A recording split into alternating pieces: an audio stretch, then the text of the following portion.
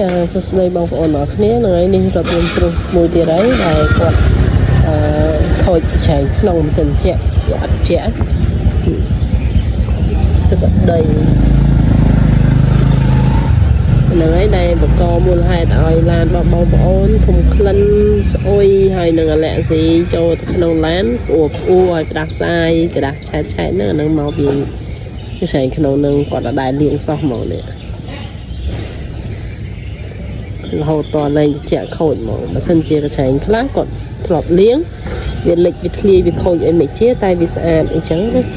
អានឹងវាអីទេអានេះគឺវាអត់ស្អាតវាខូចហ្មងហើយបើយើងអត់សូវលាងចឹងក៏វាធ្វើឲ្យកញ្ឆែងយើងឆាប់ខូចដែរហើយនេះដើម្បីដោះកញ្ឆែងក្នុង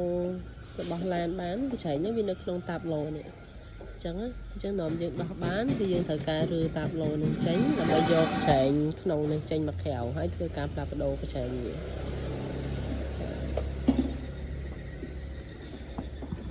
ហើយពេលដែលយើងយកចេញមកអស់ហើយគឺយើងលាងសម្អាតទាំងស៊ុំទាំងអីនឹងទាំងអស់តែម្ដងមិនមែនថាយើងដូរតែកញ្ឆែងទេណាព្រោះយើងលាងទាំងស៊ុំនឹងចេញទៀតមើលដីខ្លាំងមែនតើសក្ដីហ្មង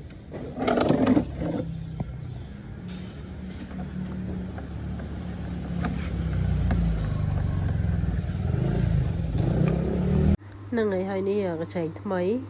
ដែលយើងធ្វើការផ្លាស់ប្ដូរជាមួយនឹងកញ្ឆែងដែលលិចហ្នឹងហើយកញ្ឆែងត្រជាក់ក្នុងនេះគឺ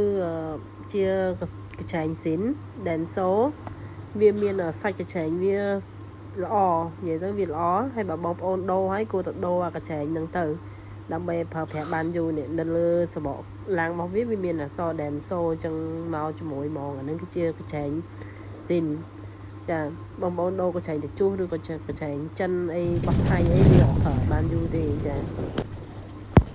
ហើយបងប្អូនចង់ថែរក្សាកញ្ឆែងម៉ាស៊ីនជែកខាងក្នុងនឹងឲ្យវាល្អបានយូរបងប្អូនគួរតែអាសាដូរអែម៉ាស៊ីនជែកយើងអាសាមើលម៉ាស៊ីនជែកវាឡើងដីឡើងកក្រិចអីហើយបងប្អូនគួរតែដូរទៅហ្នឹងហើយបងប្អូនដែលប្រើប្រាស់ឡានច្រើនអាសាទៅខេត្តទៅកន្លែងដែលមានដីហុយអីច្រើនគួរតែអាសាលាងរយៈពេលកន្លះឆ្នាំអីយើងគួរតែលាងវាចេញម្ដងទៅអានោះវាជួយឲ្យប្រព័ន្ធខ្យល់នៅក្នុងឡានរបស់យើងនឹងវាល្អហើយនឹងជួយលាងសម្អាតកញ្ឆែងរបស់យើងនឹងកុំឲ្យមានស្នឹមដីអីខាងក្នុងណាដល់អញ្ចឹងរបស់យើងនឹងក៏ប្រើបានយូរដែរនឹងហើយបើយើងលាងគឺយើងដោះចេញមកអញ្ចឹងដូចគ្នាយើងលាងសម្អាតខាងក្នុងលាងទាំងកញ្ឆែងលាងទាំងស៊ុំអីទាំងអស់ឲ្យស្អាតហើយបានចាប់ចូលឲ្យបងប្អូនវិញហ្នឹងហើយបើបងប្អូនមានបញ្ហាជាមួយនឹងម៉ាស៊ីនត្រជាក់មិនថាលិចហ្គាសឬក៏អស់ហ្គាសស្ទើរហ្គាសឬក៏មានអារម្មណ៍ថាធំក្លិន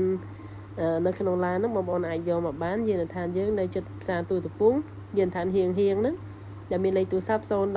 796បងប្អូនអាចទាក់ទងមកបានចាអរគុណច្រើនសម្រាប់ការគាំទ្រពីបងប្អូនធានាសេវាកម្មគុណភាពនិងតម្លៃសមរម្យ